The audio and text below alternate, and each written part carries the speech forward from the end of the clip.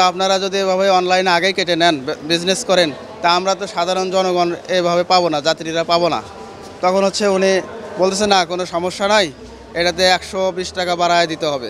আসলে শুরুর দিকে তো এখন দেখে বোঝা সম্ভব না, আপনার শেষের দিকে গিয়ে বোঝা যায় যে আসলে ট্রেনটা কতটুকু সার্ভিস দিচ্ছে। আশা করি বেস্ট হবে, এখন পর্যন্ত তো ঠিক মনে হলো, নেক্সট দেখি কি হয়। আর এখানে তো হচ্ছে ঢাকা থেকে চাটমোহর, এখানে আবার 410 টাকা রাখছে। ইব্রাহিমবাদ মানে আমি কত দূর যাবো এটা দিয়ে বলেন আপনি? মানে বাংলাদেশ রেল ব্যবস্থা মানে এরকম একটা নিচু পর্যায়ে চলে গেছে যে ওরা টাকা খাইতে খাইতে মনে করেন আজকে নিচে চলে আসছে ওরা। ছিলাম হচ্ছে সিলেট থেকে, তো এখানে আমি টিকিট পাই নাই, অনলাইনে টিকিট করছিলাম সিলেট থেকে, কিন্তু এই ঢাকা থেকে রংপুর আমি টিকিট পাই নাই। এজন্য আমি আরেকটা লিঙ্কের মাধ্যমে নিয়েছিলাম আর কি টিকিট, আরেকজনের মাধ্যমে। তো উনি বলছে যে আমি তো সব টিকিট করে ফেলছি, তো তারপরে এখন তো আর টিকিট নাই, অনলাইনে পাবেন না।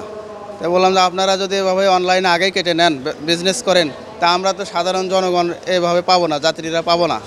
তখন হচ্ছে উনি বলতেছে না কোনো সমস্যা নাই, এটাতে 120 টাকা বাড়ায় দিতে হবে। ভাবলাম যে ঠিক আছে, তাহলে 120 টাকা বাড়ায় দিছি, এই হিসাবে দিছি। এখন আমার ফ্যামিলি সহ আমি এখানে আছি, আমার একটা বাচ্চা আছে, এদেরকে নিয়ে আমি আর যাইতে পারতেছি না। এখন আমি যাইতে পারতেছি না, আমার সিট নাই। এখন ওখানে হচ্ছে আরেকজন এসে বলতেছে আমি অ্যাপসে টিকিট করছি আগেই, উনি আবার দেখাইলো। এখন তো মনে হচ্ছে উনি ডাইরেক্ট অ্যাপসে কাটছে, আর এটাও তো কেটে দিছে এরকম মনে হচ্ছে। তো এই একই সিটের তো দুইটা হয় না, আর আমার সাথে মনে হয় প্রতারণা করছে এরকম মনে হচ্ছে। আর যিনি কাটছে উনি বলতেছে আমি অ্যাপস থেকে কাটছি, দেখাচ্ছে। এখানে সমস্যা হচ্ছে আমি টিকিট চাচ্ছিলাম ঢাকা থেকে নাটোর, তো আমাকে একটা দেওয়া হচ্ছে ঢাকা থেকে ইব্রাহিমবাদ। মানে আমার কাছে পেমেন্ট ঠিকই নেওয়া হচ্ছে, 190 টাকা নেওয়া হয়েছে এখান থেকে, কিন্তু পেমেন্ট আমার ঠিকই যে টিকিট ওই টিকিটের টাকাই নিছে। আর এখানে তো হচ্ছে ঢাকা থেকে চাটমোহর, এখানে আবার 410 টাকা রাখছে। ইব্রাহিমবাদ মানে আমি কত দূর যাবো এটা দিয়ে বলেন আপনি? মানে বাংলাদেশ রেল ব্যবস্থা মানে এরকম একটা নিচু পর্যায়ে চলে গেছে যে ওরা টাকা খাইতে খাইতে মনে করেন আজকে নিচে চলে আসছে ওরা। আমি যখন স্টুডেন্ট মানুষ হতে তাদেরকে আমি বুঝিয়ে বলছি, তারা বোঝে না কেন। হ্যাঁ, টিকিট দেয় নাই, একটা টিকিট দিচ্ছে, এখন যদি আমাকে টিটি ধরে এটা তো জরিমানা করবে আমাকে।